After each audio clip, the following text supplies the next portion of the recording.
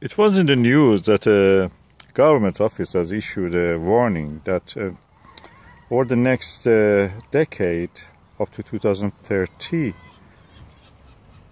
global food shortage will be a major problem all across the world. Food will become expensive, and it will become like the past, that people who were rich could afford most of the nutritious foods. In a way, I believe that probably that part of this warning is valid in a way, because increasing population and such things.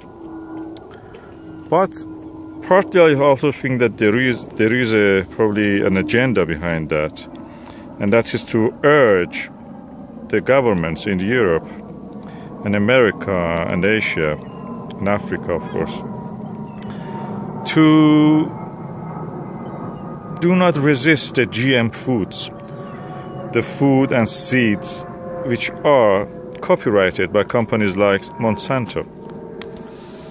Here is that where the allotment movement is relevant. The allotment movement here in England has a deep root. People grow their own food. They look at it as a hobby also at the same time.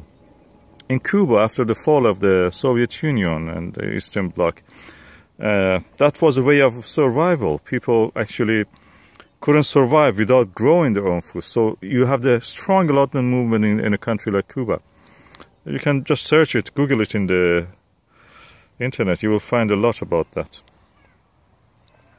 And I think we in the UK, the people who have pioneered over the centuries the use of land by peasants, by working class people, by anyone now who thinks, and in a way we can call it thinking organic, or in being interested in organic way of life, we will be in better position for the future that they have predicted.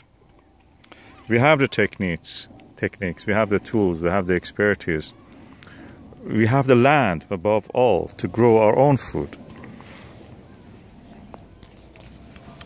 Most of the times in our allotment we have we don't have a shortage. What we have is abundance of the food.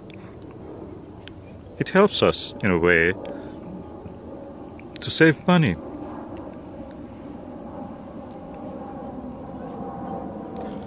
Allotment movement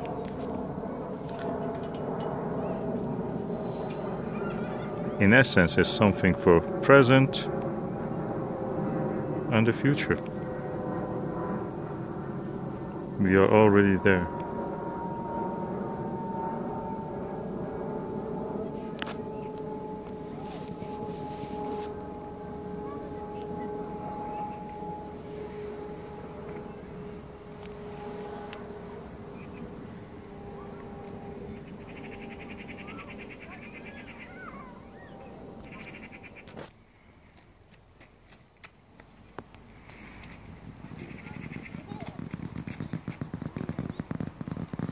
Toward the future, bright future